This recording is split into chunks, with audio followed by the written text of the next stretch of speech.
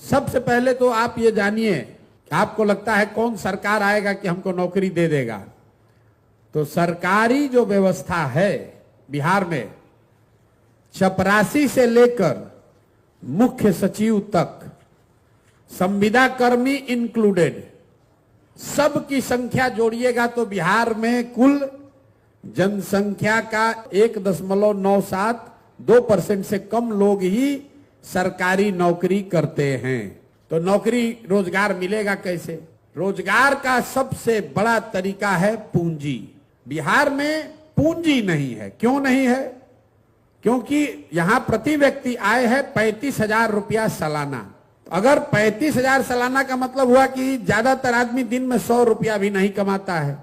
तो इस महंगाई के जमाना में अगर आप 100 रुपया भी नहीं कमाइएगा तो खाइएगा क्या, खिलाइएगा क्या, और पैसा पूंजी कहां से लाइएगा? तो लोगों के पास अपना पैसा है नहीं। और दूसरा, रिजर्व बैंक एक आंकड़ा जारी करता है जिसको कहते हैं CD ratio, credit deposit ratio. Bank में आपने कितना पैसा रखा और बैंक ने उसके बदले आपको कितना पैसा लोन दिया, कर्ज दिया, व्यक्तिगत तौर पर नहीं, राज्य के स्तर पर। सरकार की जो व्यवस्था है देश में, उसमें बैंकों की ये जिम्मेवारी है कि अगर 100 रुपया लोग बैंक में रखें तो कम से कम 70 रुपया लोन लोगों को मिलना चाहिए, ताकि आप घर बना सकें, मोटरसाइकिल चला सकें, दुकान खोल सकें, कोई रोजी रोजगार बिजनेस व्यापार कर सकें। बिहार में ये रेशियो है 40%। मतलब 100 रुपया बिहार के बैंकों में जो जमा होता है, बिहार के बैंक में सिर्फ 40 रुपया बैंक वाले आपको लोन देते हैं। 60 रुपया कहां जाता है? वो बैंक इस पैसे को उन राज्यों में भेज रहे हैं जहां पर लोग बिजनेस व्यापार कर रहे हैं। गुजरात में, तमिलनाडु में, तेलंगाना में, आंध्र प्रदेश में। वहां सीडी रेशियो कितना है? 90, 95, 100।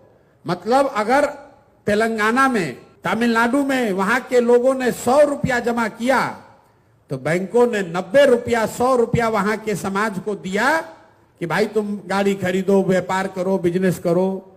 इससे वहां के लोग रोजी रोजगार कर रहे हैं।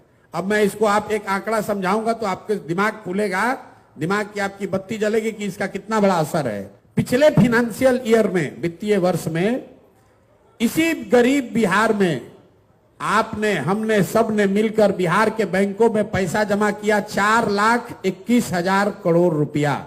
अगर सीडी रेशियो मतलब 70% बैंक कर्ज देते तो बिहार के लोगों को कर्ज कितना मिलता? 2,80,000 करोड़ रुपया।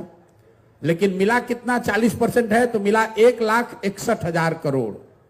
बाकी पैसा कहां गया? बाकी पैसा चला गया यहां से दूसरे राज्य में। लालू जी मुख्यमंत्री बने थे 1990 में। 1990 से लेकर पिछले साल तक 32 वर्ष में बिहार के बैंकों ने आपका, हमारा 26 लाख करोड़ रुपया ले जाकर दूसरे राज्यों में ट्रांसफर कर दिया। आपको लग रहा है कि यहां से लोग का पलायन हो रहा है।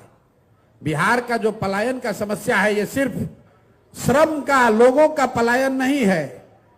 लोगों का पलायन है, बुद्धि का पलायन है और पूंजी का पलायन है। जो नौजवान है जिसके पास पैसा, साधन, पढ़ाई नहीं है, वो मजदूरी करने के लिए बाहर जा रहा है। जो नौजवान पढ़ लिख गया वो पढ़ाई करके बाहर नौकरी करने के लिए पलायन कर रहा है। और जो पैसा हम लोग के पास है वो भी दूसरे जगह जा रहा है। तो अगर रोजगार यहां चाहिए तो सबसे पहले यहां लोगों को पूंजी उपलब्ध होना चाहिए।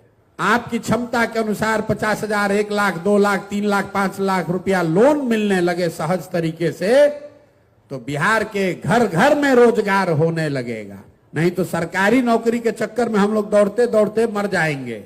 तो जन सुराज का मंत्र बिहार में रोजगार लाने का मतलब ये नहीं है कि चीनी का फैक्ट्री खोल देंगे। चीनी का फैक्ट्री खोलिएगा तो कितना आदमी को रोजगार मिलेगा? फैक्ट्री लगना चाहिए।